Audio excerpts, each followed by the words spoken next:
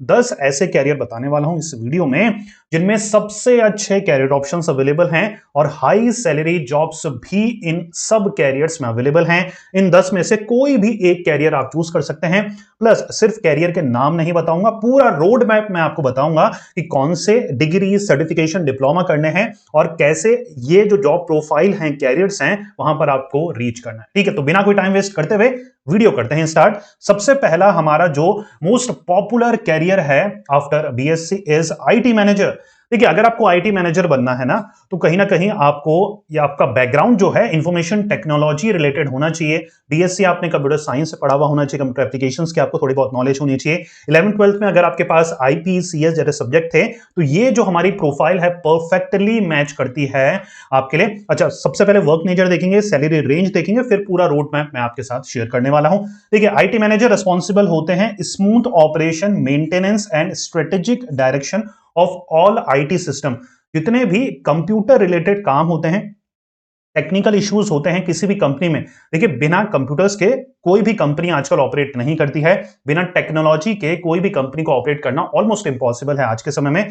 तो computer related जितने भी टास्क है उनको स्मूथली रन करवाना, मेंटेन करना, स्ट्रेटेजिक डिसीजन लेना आईटी फील्ड से रिलेटेड, ये मेन काम होता है आईटी मैनेजर का। अगर हम सैलरी स्ट्रक्चर की बात करेंगे तो आप एंट्री लेवल में 6 से 8 लाख रुपए पर एनम अर्न कर सकते हैं और सीनियर लेवल पे 12 से लेकर 20 लाख पर एनम तक आप अर्न कर सकते हैं। अब बात करते हैं रोड मैप क्या रहेगा, मतलब क्या चीजें आपको बीएससी के बाद करनी पड़ेगी अगर आपको आईटी मैनेजर प्रोफाइल चाहिए। ठीक है, चलिए, 3 कोर्सेज यहां पर मैंने लिस्ट कर रखे हैं। आप इन तीनों में से कोई भी एक कोर्स कर सकते हैं। आप बीएससी के बाद एमबीए कर सकते हैं आईटी से, master of business administration MBA करेंगे आप इंफॉर्मेशन टेक्नोलॉजी फील्ड से। उसके बाद ये आपको पोजीशन आईटी मैनेजर की पोजीशन मिलने में काफी आसानी होगी। या फिर अगर आप एमबीए आईटी से नहीं करने जा रहे हैं तो आपके पास MCA, master of computer application का भी ऑप्शन है। दोनों ही हमारे प्रोफेशनल डिग्री कोर्सेज हैं जो कि आप बीएससी के बाद कर सकते हो। तीसरा ऑप्शन इन दोनों से काफी आसान है और शॉर्टर ड्यूरेशन का होता है, पीजीडीसीए, पोस्ट ग्रेजुएट डिप्लोमा है कंप्यूटर एप्लीकेशन का, जो कि 1 साल का होता है। इन तीनों कोर्सेज के थ्रू आपको आईटी मैनेजर जैसी प्रोफाइल मिलना काफी आसान हो जाता है। तो बीएससी के बाद आप ये तीनों ऑप्शंस को ट्राई कर सकते हैं, कोर्सेज कर सकते हैं आईटी मैनेजर प्रोफाइल को ज्वाइन करने के लिए। ठीक है, तो सबसे पहली हमारा जो बीएससी के बाद बेस्ट कैरियर्स थे उनमें आईटी मैनेजर है। Second one is corporate lawyer. अगर आपको लॉ फील्ड में इंटरेस्ट है ना, तो कॉर्पोरेट लॉयर एक परफेक्ट आपके लिए कैरियर ऑप्शंस रहेगा। Corporate lawyer act as a trusted advisor ensuring a company operates legally and ethically। Company में जितने भी लीगल इश्यूज होते हैं ना, किसी भी कंपनी में जितने भी लीगल इश्यूज होते हैं उनको मैनेज और हैंडल करने का काम होता है कॉर्पोरेट लॉयर का। सैलरी स्ट्रक्चर की बात करेंगे तो 5 से 7 लाख रुपए एज अ फ्रेशर आप कैरियर की स्टार्टिंग करते हैं और सीनियर लेवल पे अप टू 50 लाख, मैं रिपीट कर रहा हूं, up to 50 lakh per annum तक आप अर्न कर सकते हैं। तो ये one of the most lucrative career options हैं बीएससी के बाद जिस फील्ड में आप जा सकते हैं।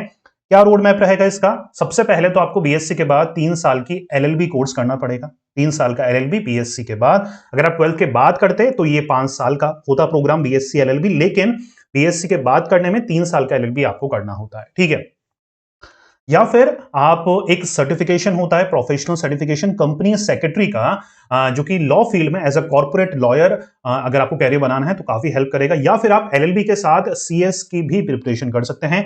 सीएस किसी एक इंस्टीट्यूट से, किसी एक कॉलेज से नहीं होता है। इसके लिए हमारी जो कंपनी सेक्रेटरीज ऑफ इंडिया की बॉडी है वहां पर रजिस्ट्रेशन कराना पड़ता है और जिस भी फील्ड में या जिस भी सब्जेक्ट में आपको लगता है कि आपको कोचिंग की रिक्वायरमेंट है तो आपको इंडिविजुअली कोचिंग ज्वाइन करनी पड़ती है। तो आप लॉ डिग्री के साथ भी अपनी सीएस की प्रिपरेशन कंटिन्यू रख सकते हैं। तो ये 2 तरीके थे कॉर्पोरेट लॉयर बनने का आफ्टर बीएससी। एलएलबी कर सकते हैं, एलएलबी के साथ सीएस कर सकते हैं, या फिर इन दोनों में से कोई भी एक ऑप्शन भी आप चूज कर सकते हैं। ठीक है, समझ में आ पा रहा है? चलिए, थर्ड वन डिजिटल मार्केटर। अगर आपको मार्केटिंग फील्ड में इंटरेस्ट है और डिजिटल मार्केटिंग की थोड़ी बहुत नॉलेज है, digital marketing basically online social media platforms का इस्तेमाल करना किसी भी प्रोडक्ट और सर्विसेज को सेल करने के लिए। अगर आप यूट्यूब वीडियो देखते हैं तो बीच में एडवर्टाइजमेंट आते हैं, डिजिटल मार्केटिंग का पार्ट है।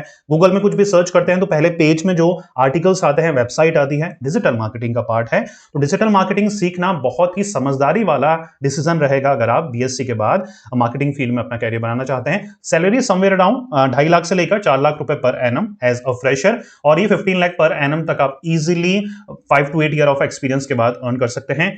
कैरियर रोड मैप की बात करेंगे तो दो कोर्सेज मैं यहां पर रिकमेंड करूंगा। आप एमबीए कर सकते हैं डिजिटल मार्केटिंग में, या फिर बहुत एक सिंपल ऑप्शन और भी है कि आप 3 से 6 महीने का कोई भी डिप्लोमा कोर्स कर सकते हैं डिजिटल मार्केटिंग में, जो कि आपको डिजिटल मार्केटिंग फील्ड में कैरियर बनाने में काफी ज्यादा हेल्प करे। ठीक है, फोर्थ ऑप्शंस की बात करेंगे जो कि है साइबर सिक्योरिटी एक्सपर्ट की प्रोफाइल या फिर जॉब। साइबर सिक्योरिटी एक्सपर्ट का रोल बहुत ज्यादा बढ़ चुका है आजकल के समय में, जहां पर डिजिटल इतने फ्रॉड होते हैं, ऑनलाइन इतने फ्रॉड होते हैं, आप और मैं सब कुछ ऑनलाइन सारी एक्टिविटीज करते हैं, तो उतने ही हैकर्स भी आ चुके हैं जो हमारी इंफॉर्मेशंस को हैक करते हैं, फ्रॉड करते हैं ऑनलाइन। तो उनको प्रोटेक्ट करने के लिए, उनसे प्रोटेक्ट करने के लिए कंपनीज वगैरह हायर करती है साइबर सिक्योरिटी एक्सपर्ट्स को।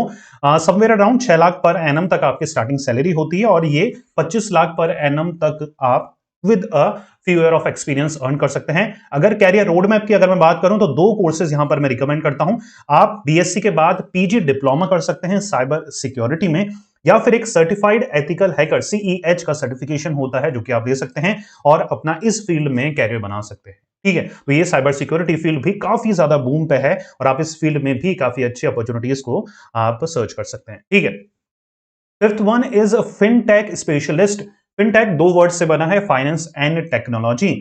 जब भी हम फाइनेंशियल नॉलेज को टेक्नोलॉजी की हेल्प से स्प्रेड करते हैं, हम उसको फिनटेक कहते हैं। ठीक है, तो फिनटेक जो स्पेशलिस्ट होता है उसको फाइनेंस और टेक्नोलॉजी, टेक फील्ड की दोनों की समझ होती है। तो ऐसे कुछ एप्लीकेशंस तैयार करनी, ऐसे कुछ प्लेटफॉर्म्स तैयार करने जहां पर हम फाइनेंशियल इंफॉर्मेशंस टेक्निकल मतलब टेक के थ्रू, एप्लीकेशंस के थ्रू प्रोवाइड कराते हैं। जैसे कि आपको एग्जांपल देता हूं, पेटीएम है, फोन पे है, ये सारे क्या है, फिनटेक प्लेटफॉर्म है जहां पर फाइनेंशियल नॉलेज, आप बिल पे कर रहे हैं, आप ट्रांजैक्शन कर रहे हैं, आप यूपीआई का इस्तेमाल कर रहे हैं, तो ये क्या है, financial transaction with the help of an application, तो हम इसको फिनटेक बोलते हैं। तो फिनटेक एक बहुत ही इमर्जिंग फील्ड है और बहुत अच्छे कैरियर ऑप्शंस यहां पर अवेलेबल हैं। इसमें थोड़ा सा टेक बैकग्राउंड चाहिए, इसमें थोड़ा सा आपको प्रोग्रामिंग की समझ, इसमें थोड़ा सा आपको फाइनेंस में क्या सिनारियो है, फाइनेंशियल वर्ल्ड कैसे रिवॉल्व होता है, उन सारी फील्ड की आपको नॉलेज चाहिए। Starting salary 6 lakh per annum से आप स्टार्टिंग कर सकते हैं, और 25 लाख पर एनम तक आप 5 to 8 ईयर के रेलेवेंट एक्सपीरियंस के बाद आपको मिल सकते हैं। ठीक है, कैरियर रोड मैप की बात करेंगे तो यहां पर दो कोर्सेज मैंने आपके लिए मेंशन कर रखे हैं।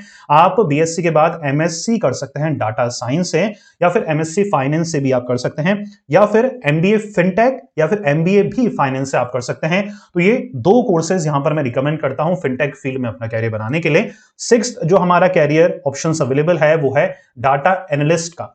डाटा एनालिस्ट डाटा के बेसिस पर डिसीजन मेकिंग में कंपनी की हेल्प करते हैं। जो हमारा कॉम्प्लेक्स डाटा होता है उनको स्टैटिस्टिकल टूल्स की मदद से सिंप्लीफाई करा जाता है, और उस डाटा को डिसीजन मेकिंग में इस्तेमाल करा जाता है। ठीक है, कोई भी डाटा है उसको हम पहले कलेक्ट करते हैं, एनालाइज करते हैं, इंटरप्रिटेट करते हैं, और फिर उसके बेसिस पे हम डिसीजन लेते हैं। तो ये पूरे प्रोसेस को एग्जीक्यूट करते हैं हमारे data analyst.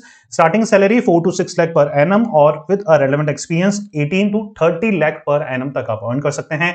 Career road map की अगर मैं बात करूं तो यहां पर दो चीजें हैं। देखिए, डाटा एनालिस्ट करने के लिए या बनने के लिए आप एमबीए कर सकते हैं डाटा साइंस में, या फिर बिजनेस एनालिटिक्स में, या फिर एमएससी भी डाटा साइंस में आप कर सकते हैं, या फिर बिजनेस एनालिटिक्स में भी कई कॉलेजेस आपको एमएससी ऑफर करते हैं। तो दोनों ही ऑप्शन है, आप एमबीए या फिर एमएससी कर सकते हैं डाटा एनालिस्ट बनने के लिए। सेवेंथ जो हमारे पास कैरियर है वो है ग्राफिक डिजाइनिंग का, जो कि बीएससी के बाद बहुत ही अच्छा कैरियर है। ग्राफिक डिजाइनर क्या करते हैं, मार्केटिंग जो मटेरियल्स होते हैं वहां पर क्रिएटिव विजुअल्स बनाते हैं, ब्रोशर्स पे, एडवर्टाइजमेंट्स में, सोशल मीडिया जो ग्राफिक्स होते हैं वो तैयार करते हैं, लोगोज वगैरह प्रिंट करते हैं, डिजाइन करते हैं। ठीक है, इन ग्राफिक डिजाइनर्स को एडोब फोटोशॉप वगैरह, इलस्ट्रेटर वगैरह की नॉलेज होनी चाहिए अच्छे ग्राफिक्स को तैयार करने के लिए। Fresher 3 to 4 lakh per annum, और विद अ रेलेवेंट एक्सपीरियंस आप 18 to 12 लाख पर एनम तक आप इजीली अर्न कर सकते हो, और at a time multiple projects में भी आप इन्वॉल्व हो सकते हो। तो आप इजीली 20 to 25 लाख तक भी with a 3 year of experience earn कर पाएंगे। अच्छा, करना क्या है, डिप्लोमा कर सकते हैं ग्राफिक डिजाइनिंग में बीएससी के बाद, और सर्टिफिकेट कर सकते हैं ग्राफिक डिजाइनिंग में। 3 से 6 मंथ के ड्यूरेशन के ये सर्टिफिकेशन और डिप्लोमा कोर्सेज होते हैं जो कि आप अपने बीएससी कोर्स के बाद कर सकते हैं।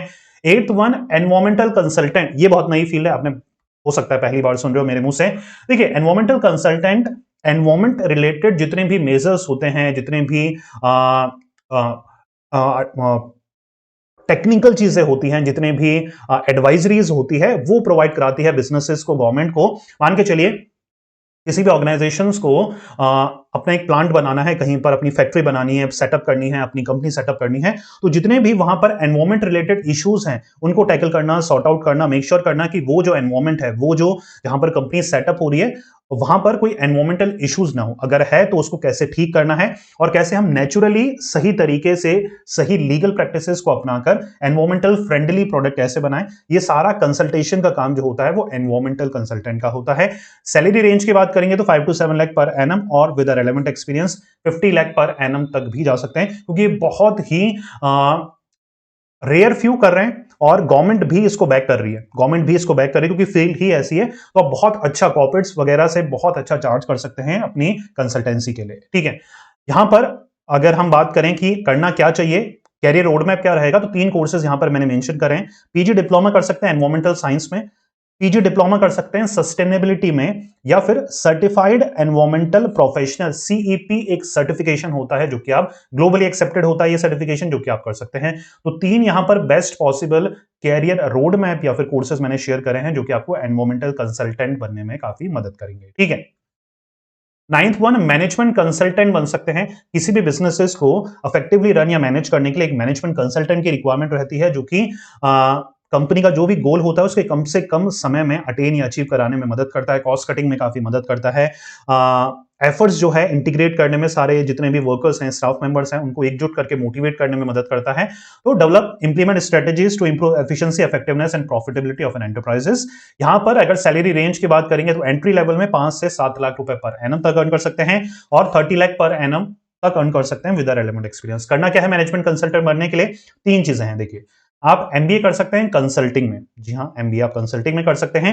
2 सर्टिफिकेशन यहां पर मैं रिकमेंड कर रहा हूं आप बच्चों के लिए, project management professional PMP certification या फिर certified management consultant CMC certification, जो कि आप बीएससी के बाद कर सकते हैं। तो ये 3 ऐसे वेरियस कोर्सेज हैं, रोड मैप्स हैं, जो कि जिनमें से कोई भी एक रोड मैप आप चूज करके मैनेजमेंट कंसल्टेंट फील्ड में आप वर्क कर सकते हैं, ठीक है।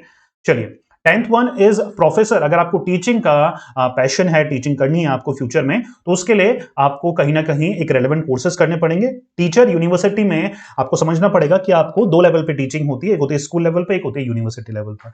स्कूल लेवल पर टीच करने के लिए आपको बीएड करना पड़ता है, बैचलर ऑफ एजुकेशन। वहीं पर कॉलेज लेवल पे टीच करने के लिए आपको मास्टर डिग्री के साथ साथ एक सर्टिफिकेशन की रिक्वायरमेंट होती है, उसको हम बोलते हैं UGC CSIR NET, national eligibility test, जिसके बेसिस पर आप एज अ लेक्चरर अपॉइंट होते हैं किसी भी कॉलेजेस में और वहां पर आप टीच कर सकते हैं। अलग अलग लेवल्स होते हैं। प्रोफेसर लेवल पे जाने के लिए आप सबसे पहले लेक्चरर बनते हैं, फिर असिस्टेंट प्रोफेसर, फिर associate professor, then you become a professor, ठीक है। स्टार्टिंग सैलरी आप 3 to 5 lakh per annum as a lecturer लगते हैं और 20 लाख पर एनम तक एज अ प्रोफेसर आप इजीली अर्न कर पाते हैं। ऑप्शंस की बात करेंगे, करना क्या है? देखिए, जैसे मैंने आपको बताया, अगर आपको कॉलेज में टीच करना है या फिर स्कूल्स में 11 12 क्लासेस तक हायर क्लासेस को पढ़ाना है तो मास्टर्स करना पड़ेगा। आप एमबीए या फिर एमएससी कर सकते हैं, कुछ भी कर सकते हैं, दोनों में से कोई यहां पर रिस्ट्रिक्शन नहीं है, राइट।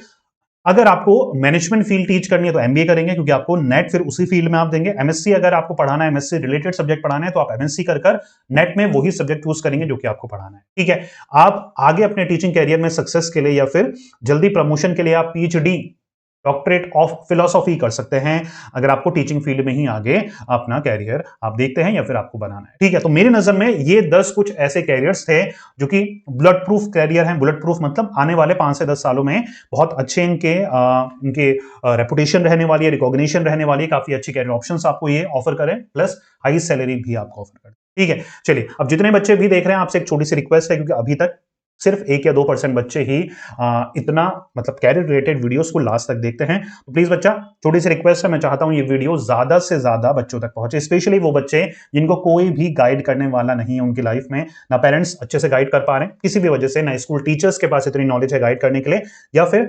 कोई काउंसलर्स के पास जाने का उनके पास वो अफोर्ड नहीं कर सकते, क्योंकि बहुत ज्यादा फीस रहती है कैरियर काउंसलिंग के लिए अगर आप स्पेसिफिकली जाते हैं। मैं चाहता हूं जो टायर 2 और टायर 3 के बच्चे हैं, हो सकता है हिंदी मीडियम स्टूडेंट थे, तो कहीं ना कहीं उनको ऐसे इंफॉर्मेशन की जरूरत है और मैं चाहता हूं ये वीडियो उन तक पहुंचे। तो आपको 1-2 काम करने पड़ेंगे, वीडियो को लाइक करना पड़ेगा, कमेंट करना पड़ेगा। कमेंट में आप कुछ भी कर सकते हैं, ये बता सकते हैं कि आपको वीडियो कैसा लगा, तो वो भी एक कमेंट माना जाएगा।